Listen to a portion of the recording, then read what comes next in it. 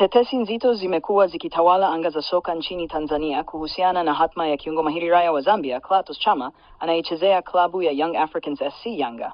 Baada ya ukimya wa muda mrefu, hatimaye rais wa Yanga Engineer Hersi Said amevunja ukimya na kufunguka wazi kuhusu mustakabali wa nyota huyo ambaye alikuwa miongoni mwa usajili ulioibua gumzo kubwa msimu uliopita. Chama alijiunga na Yanga Julai 2024 akitokea Simba SC baada ya kumaliza mkataba wake, huku akiwashangaza wengi kutokana na historia yake ndani ya klabu hiyo ya Msimbazi. Akiwa Simba alijijengea heshima kubwa kama mchezaji wa kipekee mwenye uwezo kwa kutoa pasi za mwisho, kufunga mabao ya daraja la juu na kuwa kinara wa ubunifu katika safu ya kiungo. Tangu kuwasili kwake Jangwani, mashabiki wa Yanga walitarajia kuona makali yake yale yale akiwa amevaa kijani na njano, lakini mambo hayakwenda kama ilivyotarajiwa. Clatous Chama amekuwa akikabiliwa na changamoto mbalimbali zikiwemo majeraha ya mara kwa mara, hasa jeraha la kiwiko alilolipata katika mchezo wa ligi kuu dhidi ya Geita Gold FC. Mbali na hilo, amekuwa akikosa nafasi ya kwanza katika baadhi ya mechi muhimu, hali iliyozua maswali mengi miongoni mwa mashabiki. Mashabiki wa Yanga wamekuwa wakihofia huenda mchezaji huyo ana mpango wa kuondoka ndani ya kikosi hicho,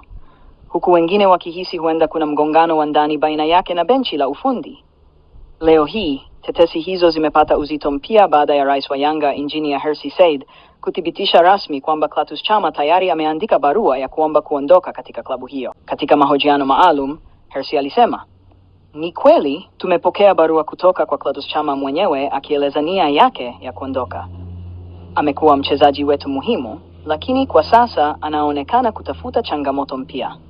Tunaendelea kufanya tathmini ya maombi yake na tutatoa taarifa rasmi kwa mashabiki wetu kwa wakati mwafaka."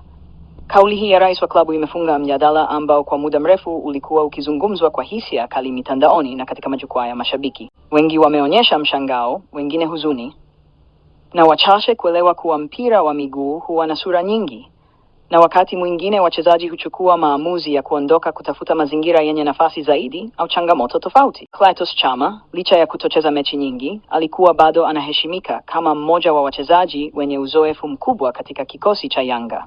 Mbinu zake uwanjani, uwezo wake wa kudhibiti mchezo katikati ya uwanja na uongozi wake kwa vijana ndani ya timu vilikuwa vitu muhimu kwa wananchi.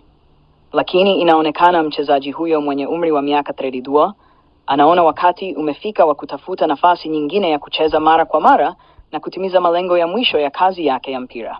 Katika nyongeza ya kauli yake, Hersi aliwataka mashabiki kuendelea kuonyesha ukomavu na kuepuka kueneza maneno ya kuwavunjia heshima wachezaji waliotoa mchango wao kwa klabu.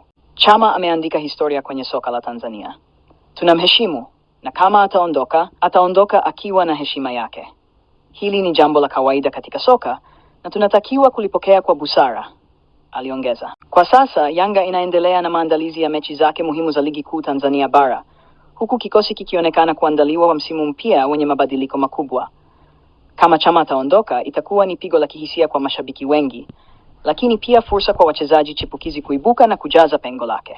Hatua hii inatarajiwa pia kufungua mlango kwa klabu nyingine zinazomvizia kiungo huyo ambaye bado ana soko kubwa Afrika Mashariki na hata katika mataifa mengine ya Kiarabu na Asia. Tayari baadhi ya vilabu kutoka Zambia, Afrika Kusini na hata Misri vimetajwa kuwa vinavutiwa naye, hasa kwa kuzingatia kuwa ni mchezaji anayeweza kubadilisha matokeo kwa mpigo mmoja tu. Kwa mashabiki wa Yanga, kilichobaki sasa ni kusubiri uamuzi wa mwisho wa uongozi kuhusu hatma ya Chama, lakini ukweli mmoja upo wazi. Clatous Chama hakuwa mchezaji wa kawaida na historia yake itaendelea kukumbukwa, iwe ataondoka msimu huu au la.